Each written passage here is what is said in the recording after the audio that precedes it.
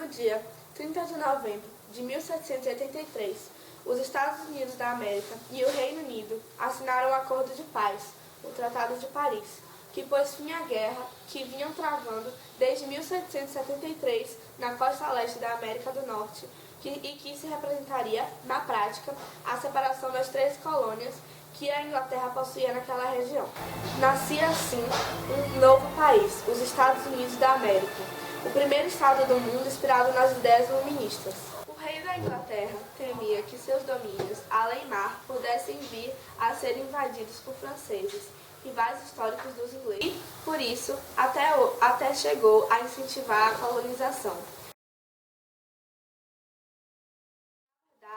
França e Inglaterra haviam travado uma guerra pela posse das terras no norte da América, que ficou conhecida como Guerra dos Francos Indígenas, entre 1754 e 1763, e a Inglaterra saiu vencedora. A ocupação na costa norte americana gerou diferentes formas de trabalho. Predominaram pequenas e médias propriedades que usavam a mão de obra livre, produzindo para atender às necessidades do mercado.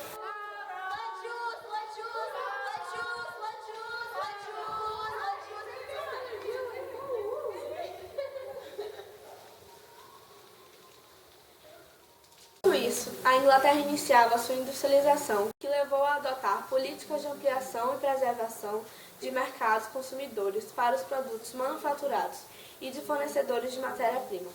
Por esse interesse, o governo voltou a sua atenção à América do Norte.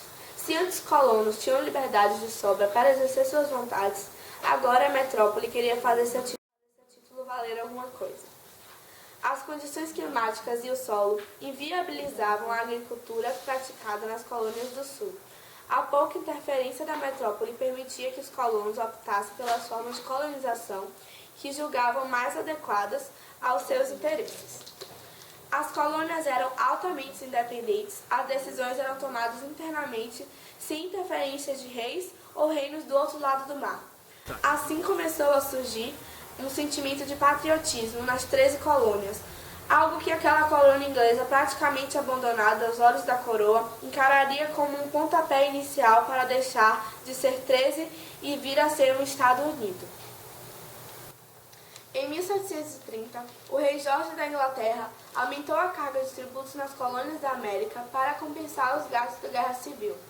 Além de assegurar recursos monetários, as leis de aumento da arrecadação limitavam a produção de manufaturados na colônia, ampliando o mercado consumidor dos manufaturados ingleses e que, consequentemente, tirando a liberdade dos norte-americanos.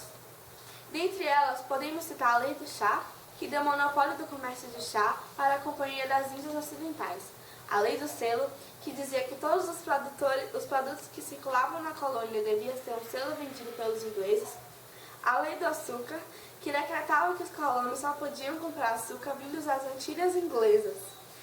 Em dezembro de 1733, organizaram a revolta contra o monopólio do chá, que ficou conhecida como Boston Tea Party. Indistringente aos protestos coloniais, a Inglaterra decidiu fechar o porto de Boston, o local da revolta, e impor as chamadas Leis Intoleráveis, as medidas que ficaram conhecidas como Leis Intoleráveis. O aumento da carga fiscal naquelas colônias, a obrigação de suportarem as despesas militares inglesas no seu território, a impossibilidade de estarem representados no parlamento inglês e as leis intoleráveis foram algumas das razões que levaram a população das 13 colônias a almejar a independência. O primeiro Congresso da Filadélfia ocorreu um ano após a Revolta do Chá, em 1774. Os colonos redigiram um documento exigindo o fim das exigências metropolitanas, para impedir o fim dos entraves ao desenvolvimento das colônias, a partir de uma carta escrita ao rei Jorge III e ao parlamento. Nesse contexto histórico, a população norte-americana estava muitíssimo enraivecida com a Grã-Bretanha. O segundo Congresso Continental foi uma convenção de delegados das 13 colônias que se reuniram a partir de 10 de maio de 1775 na Filadélfia, Pensilvânia, logo após ter começado a luta na Guerra da Independência dos Estados Unidos. E manteve por mais 7 anos a posse militar inglesa na América.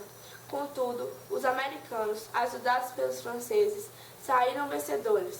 Assim foi o Tratado de Paris, que estabelecia a paz entre os dois países e o reconhecimento da independência da ex-colônia em 1783. Não reconhecendo as resoluções do Congresso na Filadélfia, a Inglaterra entrou em conflito contra as 13. Esses confrontos marcaram a chamada Guerra da Independência das 13 Colônias. Apoiado pelos franceses, inimigos históricos da Inglaterra, as 13 colônias venceram a guerra, tendo a sua independência reconhecida em 1783.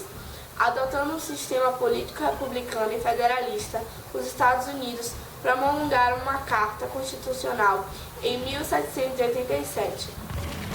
Os idealistas de liberdade e de prosperidade foi baseada nas ideias iluministas, tais como igualdade, direito à liberdade, participação popular nas decisões políticas através da escolha dos representantes dos cidadãos para governar a nação, voto, a divisão dos 3 poderes e a elaboração de uma Constituição que define a vida do país. Tais características podem ser: a concretização da independência dos Estados Unidos sustenta-se claramente nos ideais do iluminismo, dando, assim, origem ao primeiro regime liberal da história da humanidade. I can't believe we lost USA.